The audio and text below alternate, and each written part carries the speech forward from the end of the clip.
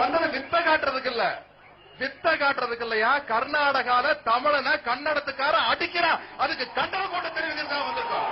ஒரு நடிகர் பேரை சொல்லி கைதட்டல் வாங்கிறதுக்காக வரலையா. இன்னைக்கு ஒகனேக்கல் கூட்டு குடிநீர் திட்டம் நம்ம தமிழக முதலமைச்சர் டாக்டர் கலைஞர் அவர்களால் கொண்டு வரப்பட்டிருக்குன்னா அதனால தமிழக மக்களுக்கு மட்டும் லாபம். ஆனா கர்நாடகால இருக்கிறவனுக்கு எந்த விதமான நஷ்டம் கிடையாதுயா. நம்ம தண்ணிய நாம் எடுத்துக்கிறோம், நம்ம பொண்டாட்டிக்கிட்ட நாம படுத்தா அவனுக்கே ஏன் வேகுது? ஆனா ஓம் பொண்டாட்டி கூட வாட படுக்கிறான், ஏன் பொண்டாட்டி கூட படுக்கிறா.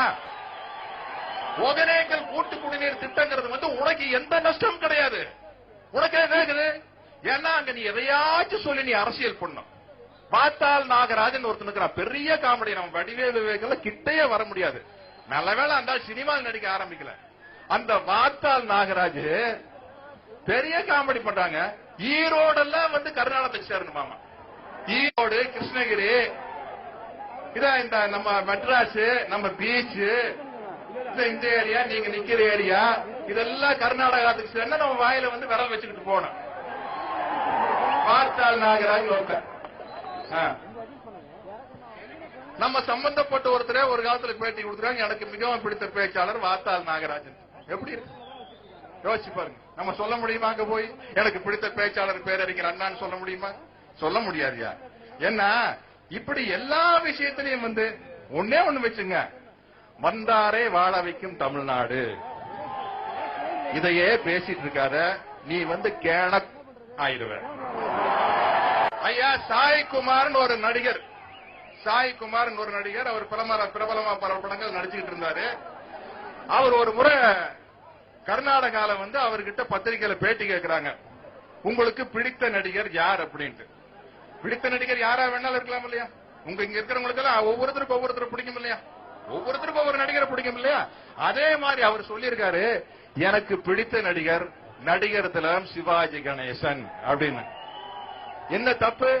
அவரை உதைச்சு உனக்கு பிடிச்ச நடிகர் ராஜ்குமார்னு சொல்லியா நடிச்சிருக்காயா கன்னடத்துக்கார. இதுக்கு பேர் தான் கன்னட வெறிங்கிறது. இதுக்கு பேர் தான் கன்னட வெறி. நான் உண்மையிலேயே இந்த சந்தன கடத்தல் வீரப்பன் செஞ்ச அட்டுழைத்து பார்த்து எனக்கு ரொம்ப ஆவேசம் வந்தது. ரொம்ப தப்பு, அநியாய, அக்கிரமா. ஆனா பல வீரப்பணங்களை நீ உருவாக்கிறாத. வீரப்பணம் உருவாக்காரியா, அது உங்க கையில தான் இருக்குது. மாசேத்தன் சொல்லியிருக்காரு, நாம் என்ன ஆயுதத்தை எடுக்க வேண்டும் என்பதை நம் எதிரிகளே தீர்மானிக்கிறார்கள் அப்படின்ட்டு. ஆயுதத்தை எடுக்க விரும்பல, ஆயுதத்தை எடுக்கக்கூடிய சூழ்நிலையை தயவு செய்து உருவாக்கிறாதீங்க. தமிழா விழித்துக்கொள். ஒவ்வொரு விஷயத்திலையும் தமிழுக்கு தீங்கு நடந்தா குரல் கொடு. இங்க மட்டும் இல்ல, இலங்கையில நம்ம தமிழர்கள் தாக்கப்படுறாங்களா, குரல் கொடியா. அவன் நம்ம ஊருக்காரையா? இலங்கையில் இருக்கிற தமிழை யாரையா? உன் சகோதரன், உன் சகோதரி. அந்த உணர்ச்சி உனக்கு வேண்டாம்.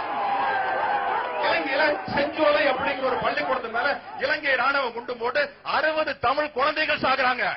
அந்த இலங்கை ராணுவத்துக்கு நம்ம இந்திய அரசாங்கம் உதவி செய்யலாமா? செய்யக்கூடாதுன்னு சொல்லு. செய்யக்கூடாது, செய்யக்கூடாது. தமிழனை இந்த மூலையில் எங்குமே நசுக்க கூடாது. நீ குனியாத, உன் மேல எவனும் குதிரை ஏறதுக்கு அனுமதிக்காத. நீ முட்டா ஆயிருவ. அவ்வளவுதான்.